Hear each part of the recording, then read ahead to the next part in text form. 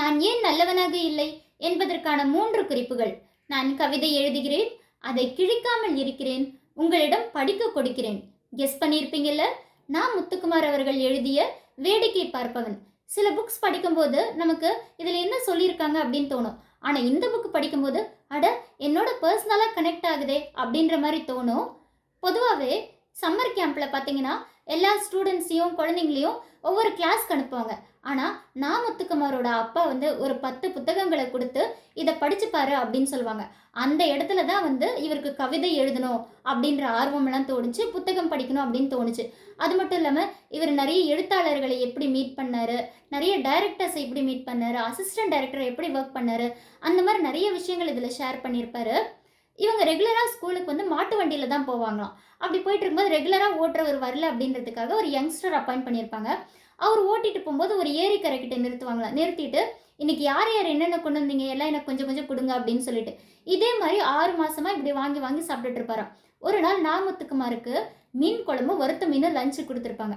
அப்பாடா இன்னைக்கு செம்ம லஞ்ச் அப்படின்னு சொல்லி ரொம்ப ஹாப்பியாக போயிட்டு இருக்கும்போது வழக்கம் போல் அந்த ஏரிக்கரை கிட்ட நிறுத்திட்டு அன்னைக்குன்னு பார்த்து ஃபர்ஸ்ட் டிஃபன் பாக்ஸே நாமுத்துக்குமாரோட தான் வாங்கி சாப்பிட்டுட்டு அது ஃபுல்லாக சாப்பிட்டு வரோம். இன்னைக்கு அவரோட வேற எல்லாரும் ஷேர் பண்ணிக்கோங்க அப்படின்னு சொல்லி மற்ற குழந்தைங்க கிட்ட சொல்லிட்டு போயிடுவாராம்.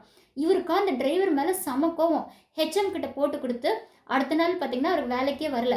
இவருக்கு கவலையாயிருது, சே நம்மளால வேலை போயிடுச்சு அப்படின்னு சொல்லிட்டு. இவர் காலேஜ் படிச்சுட்டு இருக்கும்போது ஒரு நாள் தேட்டரில் படம் பார்த்துட்டு இருப்பாங்க. அப்படி இருக்கும்போது அட இவர் மாட்டு வண்டி ஓட்டின சேகரன் மாதிரி இருக்கே அப்படின்னு ஒருத்தரை பார்த்து தோணும். அவர்கிட்ட போயிட்டு அண்ணா சாரிண்ணா என்னால் தான் உங்கள் வேலை போயிடுச்சு, நான் தான் மாட்டி விட்டுட்டேன் உங்களை. என்னன்னா கவலைப்படாத தம்பி, நான் தான் தப்பு பண்ணிட்டேன், குழந்தைங்க கிட்ட வாங்கி சாப்பிட்றதெல்லாம் ரொம்ப தப்பு இல்லை, ஆனால் நான் வேணும்னு அப்படி பண்ணல, என்னோட வறுமை அந்த மாதிரி இருந்துச்சு, ஒருவேளை சாப்பாடு அதுவும் நீங்கள் கொடுக்கறது தான் அப்படின்னு சொல்லி ஃபீல் பண்ணிவிட்டு ஆனால் இப்போ நான் நல்லா இருக்கேன் அப்படின்னு சொல்லிட்டு தேட்டரில் படம் பார்த்துட்டு இருக்கும்போது அவர்கிட்ட கோன் ஐஸ்கிரீமும் பாப்கார்னும் கொடுப்பாங்க.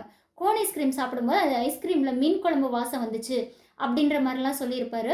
அது மட்டும் இல்லாமல் இவர் பத்திரிகை எழுதும்போது முதல் அனுபவம் அப்படின்னு சொல்லி ஒன்று எழுதிட்டு இருப்பாங்க.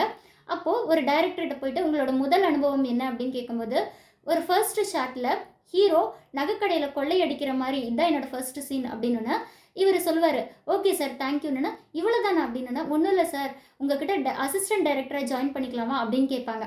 ஓகே இப்போ படம் ஃபுல்லாக இருக்குது ஃப்யூச்சரில் பார்த்துக்கலாம் அப்படின்னு சொல்லிட்டு. ஆனால் ஃப்யூச்சரில் அதே டைரக்டர்கிட்ட இவர் நிறைய பாடல்கள் எழுதியிருப்பார். அந்த டைரக்டர் யார் அப்படின்னு பார்த்தீங்கன்னா சங்கர் தான். ஸோ இந்த மாதிரி நிறைய அனுபவங்களை ஷேர் பண்ணியிருப்பார்.